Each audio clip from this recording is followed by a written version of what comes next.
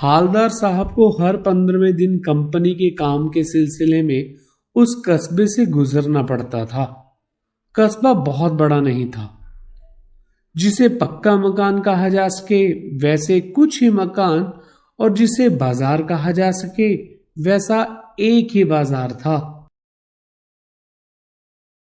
कस्बे में एक लड़कों का स्कूल,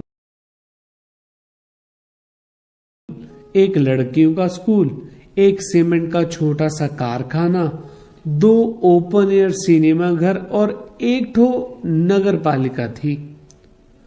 नगर पालिका थी तो कुछ ना कुछ करती भी रहती थी।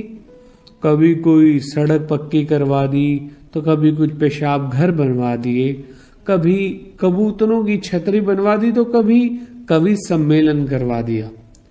इसी नगर पालिका के किसी उत्साही बोर्ड या प्रशासनिक अधिकारी ने एक बार शहर के मुख्य बाजार के मुख्य चौराहे पर नेताजी सुभाष चंद्र बोस की एक संगमरमर की प्रतिमा लगवा दी। यह कहानी उसी प्रतिमा के बारे में है, बल्कि यूं कहिए कि उस प्रतिमा के एक छोटे से हिस्से के बारे में। पूरी बात तो अब पता नहीं, लेकिन लगता है कि देश के अच्छे मूर्तिकारों की जानकारी नहीं होने पर और अच्छी मूर्ति की लागत अनुमान और उपलब्ध बजट से कहीं बहुत ज्यादा होने के कारण काफी समय ऊहापोह और चिट्ठी पत्री में बर्बाद हुआ होगा, और बोर्ड की शासन अवधि समाप्त होने की घड़ियों में किसी बेचारे स्थानीय कलाकार को ही अवसर देने का निर्णय किया गया होगा, और अंत में कस्बे के इकलौते हाई स्कूल के इकलौते ड्राइंग मास्टर मान लीजिए मोतीलाल जी को ही यह काम सौंप दिया गया होगा, जो महीने भर में मूर्ति बनाकर पटक देने का विश्वास दिला रहे थे। जैसा कि कहा जा चुका है, मूर्ति संगमरमर की थी, टोपी की नोक से कोट के दूसरे बटन तक कोई 2 फुट ऊंची, जिसे कहते हैं बस्ट, और सुंदर थी। नेताजी सुंदर लग रहे थे, कुछ कुछ मासूम और कमसीन, फौजी वर्दी में। मूर्ति को देखते ही दिल्ली चलो और तुम मुझे खून दो मैं तुम्हें आजादी दूंगा जैसे नारे याद आने लगते थे। इसी दृष्टि से यह एक सफल और सराहनीय प्रयास था। केवल एक चीज की कमी थी जो देखते ही खटकती थी, वो था नेताजी की आंखों पर चश्मे की कमी। यानी चश्मा तो था लेकिन संगमरमर का नहीं था। एक सामान्य और सचमुच के चश्मे का चौड़ा काला फ्रेम मूर्ति को पहना दिया गया था। हालदार साहब जब पहली बार इस कस्बे से गुजरे और चौराहे पर पान खाने रुके, तभी उन्होंने इसे लक्षित किया और उनके चेहरे पर एक कौतुक भरी मुस्कान फैल गई।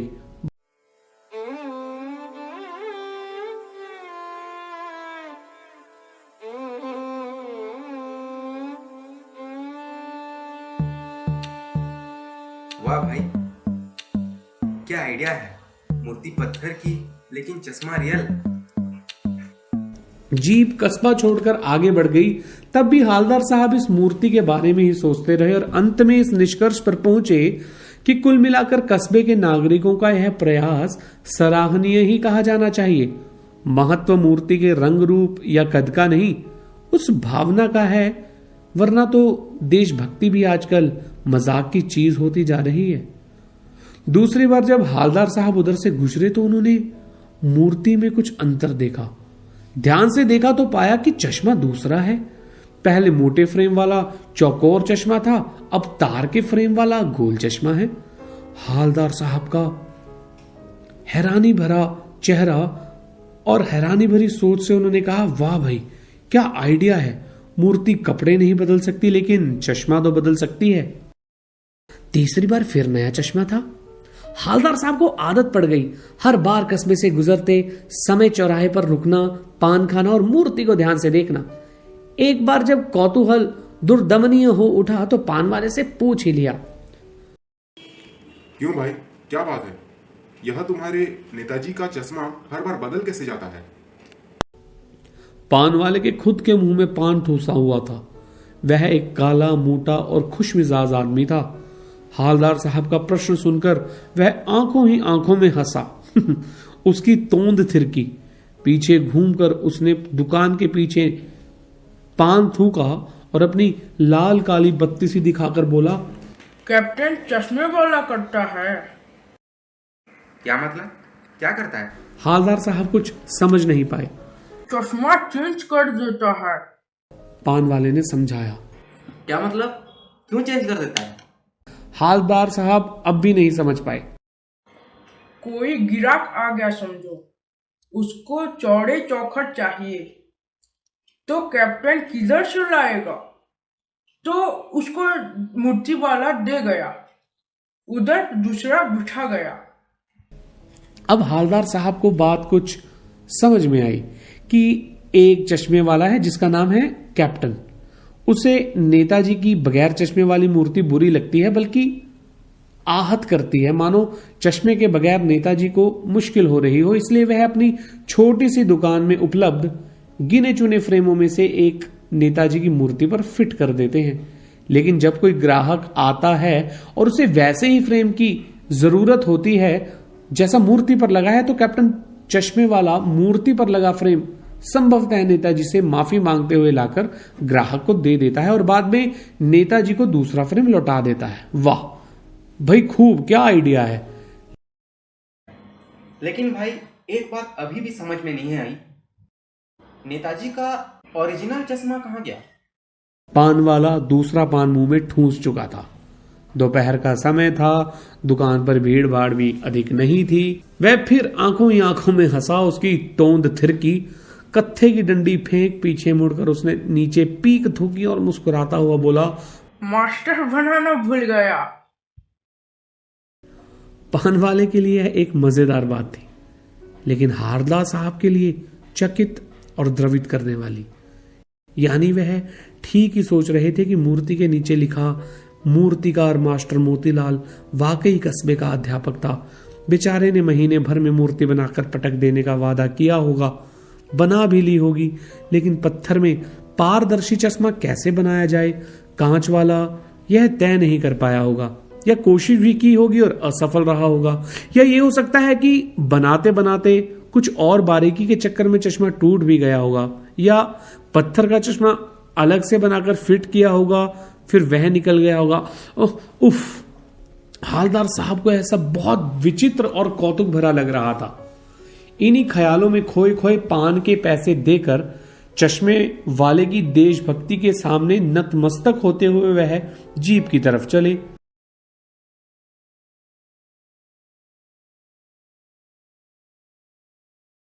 फिर रुके, पीछे मुड़े और पान वाले के पास जाकर पूछा, क्या कैप्टन चश्मे वाला नेताजी का साथी है या आजाद हिंद फौज का भूतपूर्व सिपाही? पान वाला नया पान खा रहा था, फिर अपनी लाल काली बत्ती सी दिखाई और मुस्कुराकर बोला, नहीं साहब, वो लंगड़ा क्या जाएगा फौज में? पागल है पागल। वो देखो, वो आ रहा है, आप उसी से बात कर लो, फोटो वोटो छपवा दो कहीं उसका। हालदार साहब को पान वाले द्वारा एक देशभक्त का इस तरह मजाक उड़ाना अच्छा नहीं लगा। मुड़कर देखा तो हैरान रह गए। एक बेहद बूढ़ा मरियल सा लंगड़ा आदमी, सिर पर गांधी टोपी और आंखों पर काला चश्मा लगाए, एक हाथ में एक छोटी सी संदूकची और दूसरे हाथ में एक बांस पर टंगे बहुत से चश्मे लिए, और अभी अभी एक गली से निकला था और अब एक बंद दुकान के सहारे अपना बांस टिका रहा था।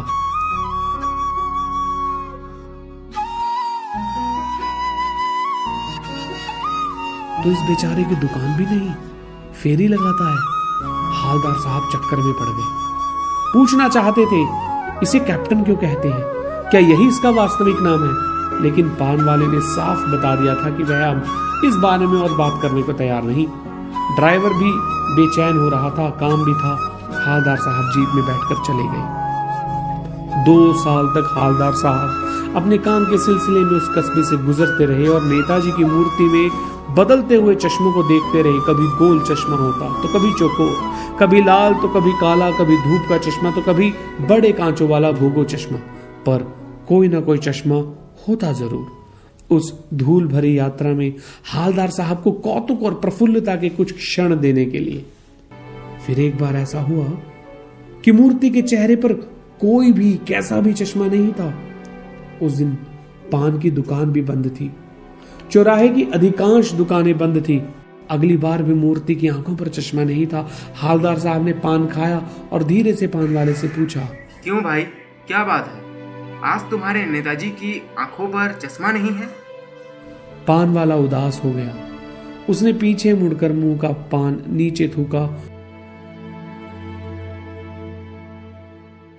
आंख पोंछते हुए बोला, साहब, कैप्टन मर गया।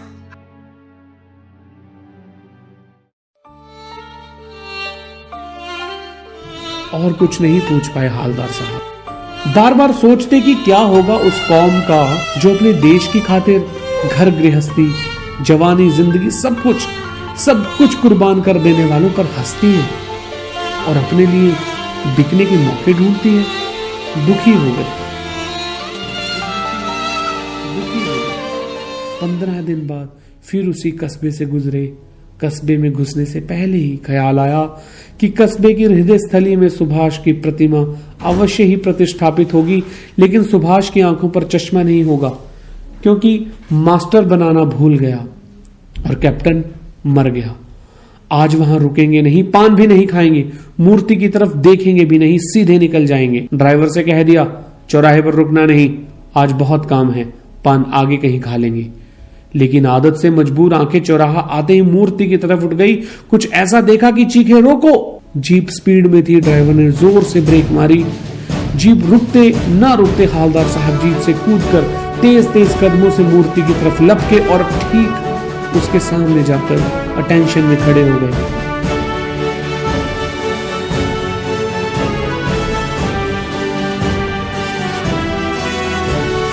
मूर्ति की आंखों पर सरकंडे, जो कि सरपत नाम के एक पौधे का नाम है, उस सरकंडे से बना छोटा सा चश्मा रखा हुआ था, जैसा बच्चे बना लेते हैं। हालदार साहब भावुक हैं। इतनी सी बात पर उनकी आंखें भर आई।